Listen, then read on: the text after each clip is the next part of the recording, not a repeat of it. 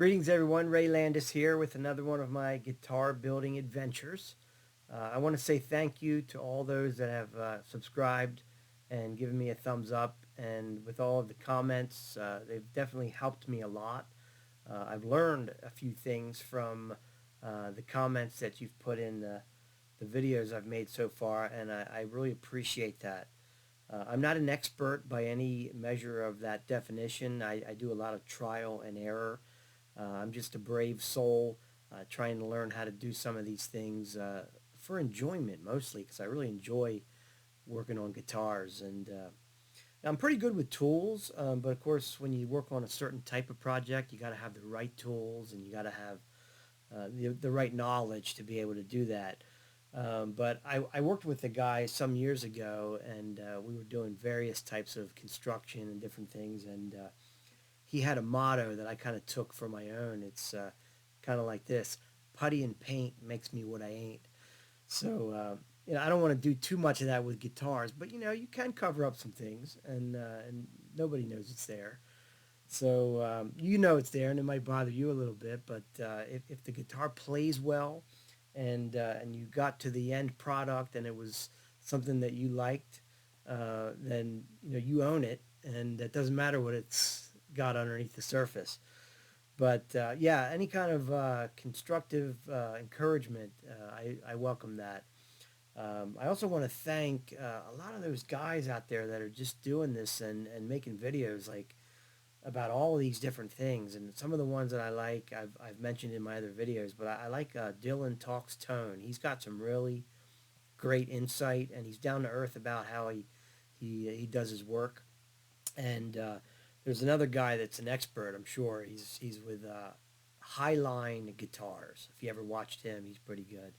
And then I really like the guy that does the show called Scar My Guitar. He says, "Don't you scar my guitar." And it's, he's hilarious. But I've learned a lot from these guys, and I very much appreciate that. So hopefully, what I've learned and what I've tried will give you a little other insight of some sort. Somebody else who tried that out and it either worked or didn't work. But here I am tonight back with my Squier Classic Vibes 50's Telecaster maple neck, the one that I ruined. It's been refretted. I don't know if you could tell how nicely those frets went, but I didn't really scar this one too much, talking about scar my guitar. This one came out really nice. One of the comments that I got about that one where I said I ruined it, the person told me that I used the fret pullers wrong, and they were correct. I mean, by the grace of God, it still worked. And maybe it's just this guitar, but I know prayer works too. So I was able to get those frets out and get these frets in. I still have to. These are all like lined up with the fretboard on both sides, but they've got to be leveled and then crowned, and then of course I've got to dress the ends so that they're not sharp. But this neck, by the grace of God, should be able to be reused again, and even maybe put back on the same guitar. But if not, I've got another neck. It means I have to build another guitar. So, wow, more fun. So, again, I really appreciate the comments. The Bible says that the ear that listens to life-giving reproof will dwell among the wise. So I want to be wise. I just want to have nice comments so that I can take those and use them in a good way. So any constructive criticism that you have, feel free to bring it on, and hopefully I'll gain something from it. But today, what I've got for you here is an unboxing of a new neck that I got from Stratosphere. And I mentioned Stratosphere before in one of my other videos, and I like these guys because, for one, they're very close to me. They're in Exeter, New Hampshire, and usually when I order from them, the product gets to me within just a couple business days. So this one was shipped out on Monday, and here we are Wednesday, and I've got it already. So the weather wasn't real cold the last couple days, so hopefully this neck is, you know, in perfect shape, and I'm hoping, because, you know, I like these maple necks that they put on these classic vibes, 50's, tellies, and strats. So let's. I'm going to put my camera down and let you see what we got, and see, take a look here and see what it looks like. So I like the way that they box these, because they're well packaged and they're simple to get open if you have a knife.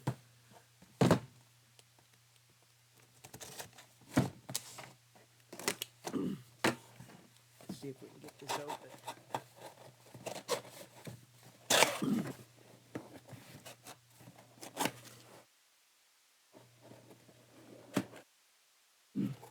All right. They usually package these really nice. Get rid of that box.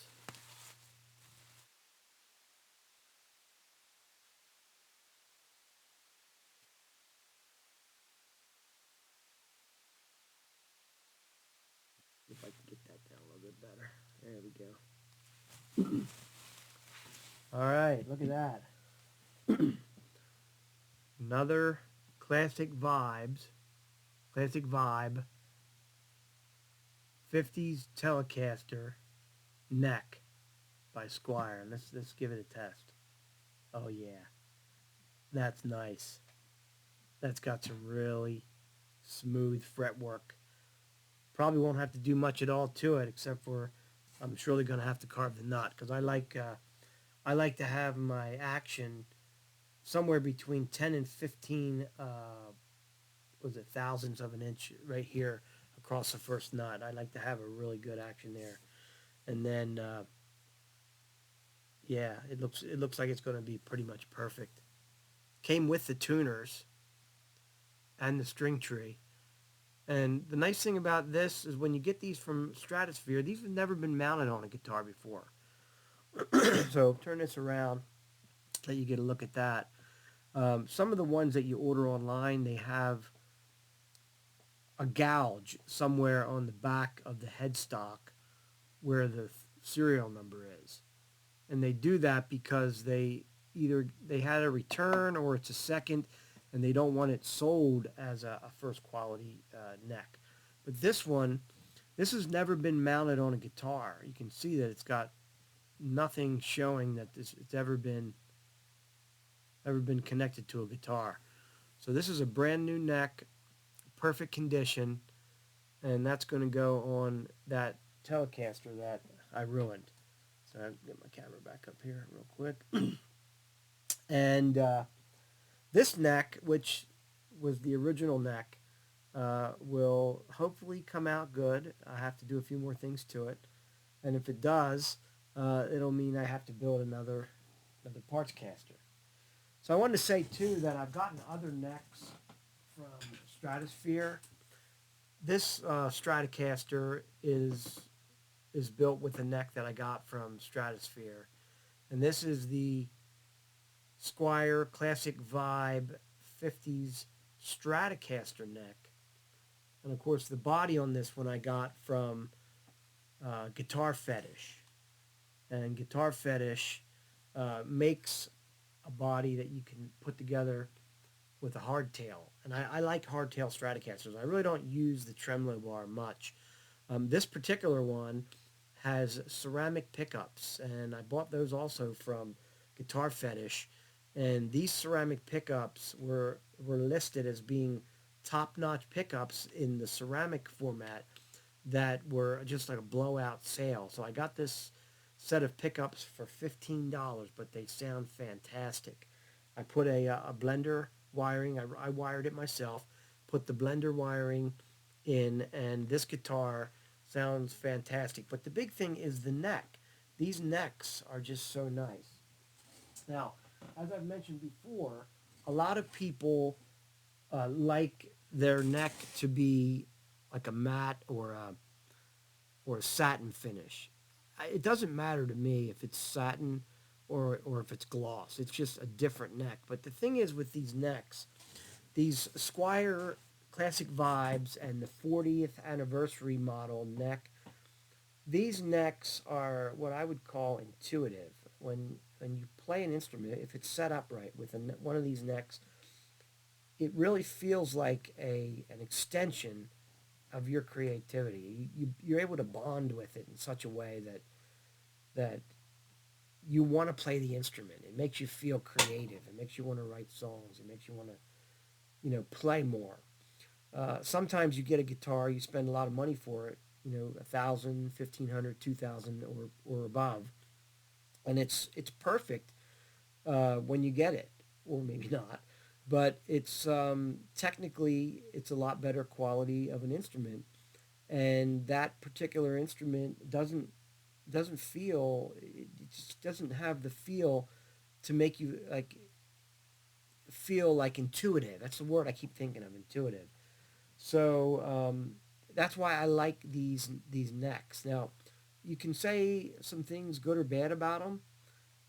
They, they have their certain idiosyncrasies, but if you are willing to learn from the other guys on the internet that know how to do the setup and everything, you can get these necks dialed in so that you really feel like you're connected to your instrument. And a lot of people say, well, why do you buy a Squier when you can get like a Firefly or something like that a lot cheaper and mod that? I don't know. I found these. I've got a few of them. I've got another Stratocaster back there with the gloss neck from the Classic Vibe 50's Stratocaster, and then I've got one right there with the 40th anniversary satin neck, and those are just great necks, and I've kind of like connected with them. Now, I don't say that these are the best in the world. I mean, there's probably something out there that would be just as good, if not better. But I like these, and it's true they're just a little bit more money. They they may need a little bit more work. They might not have certain things that other ones have, but a lot of people are buying these. A lot of people are buying these Squier Classic Vibes 50's instruments, and they they either get a good one or they don't. If they don't get a good one, usually that one usually can be made into something good. Now I changed out the pickups on mine because I wanted it to sound a certain way. But I found out that the original no caster from the early 50's, I think 50, 51, 52, somewhere back in that era, they had a three-way switch, but the switch was like the neck position in like a dark mode with, that neck pickup was dark. Then in the center position, it was still the neck pickup, but maybe with the tone. And then the third position was the bridge pickup. You couldn't put both pickups on together. So these, even though these are called 50s, uh, versions of the guitar, they're not exactly the 50s version. I mean, this neck is a 9.5. The original 50s, I think, had 7.25. So these are just kind of like reminiscent of that. But in a modern sense, these feel really good. So yeah, I hope that this kind of encourages somebody to to go out there and try something different.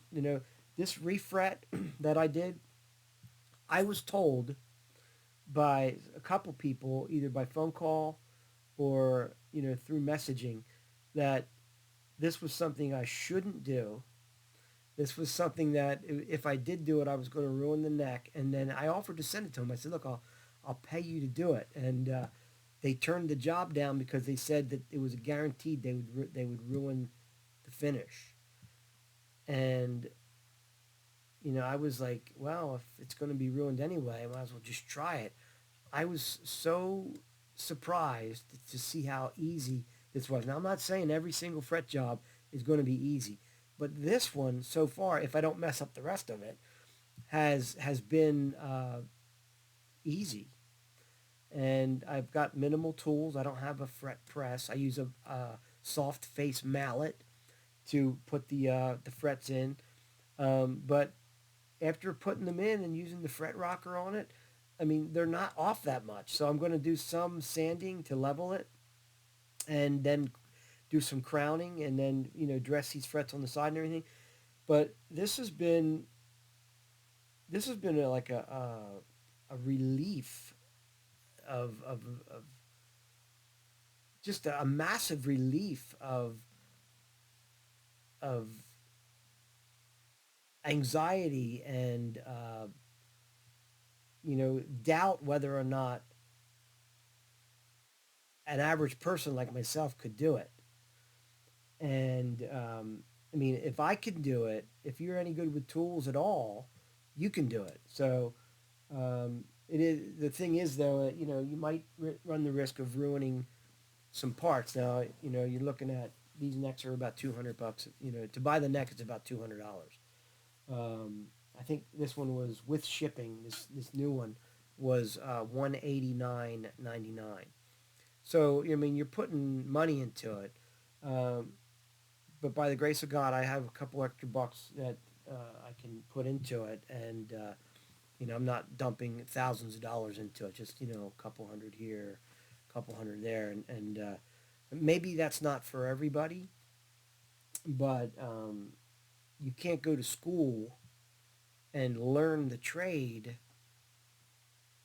by paying just a few $100. If you went to be an apprentice somewhere or to a guitar luthier school, you probably have to pay more money than it would be to watch some of these guys online and do some trial and error. I went to a guitar shop in a town nearby, and was talking with the guy, and I asked him. I said, well, I'd like to get some classes in luthier work, and he said, well, he said there is a school, and there's a couple schools that aren't too far away, but he said that you can learn a lot by watching YouTube videos. I'm not saying it's going to be a total replacement for some of the deeper skills, but generally I like Stratocasters and Telecasters.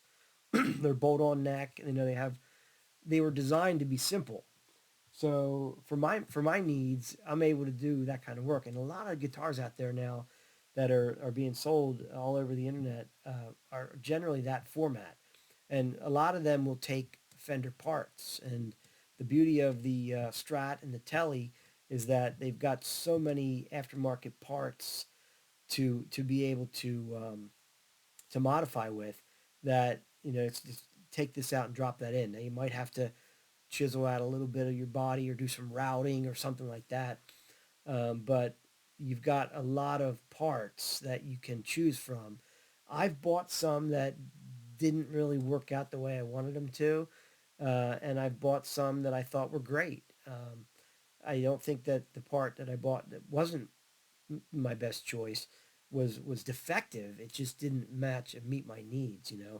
So you have to experiment a little bit. At first, I didn't like the rolled steel saddles on the vintage style strats and stuff, but now I kind of prefer that. So, before all this stuff was available on the internet, all of these different videos and people bringing this information, uh, you wouldn't really know all that. So, I'm really grateful, to all these guys that are bringing this information out, and I want to encourage you to watch some of those videos, and I'm happy and excited to hear your comments, and hopefully together we can learn to be a little better at what we do. So I hope this helps somebody. Once again, if you like the video, give me a thumbs up. If you would subscribe, I'm hoping to bring some more content about my adventures with guitars, and I look forward to seeing you next time. Take care.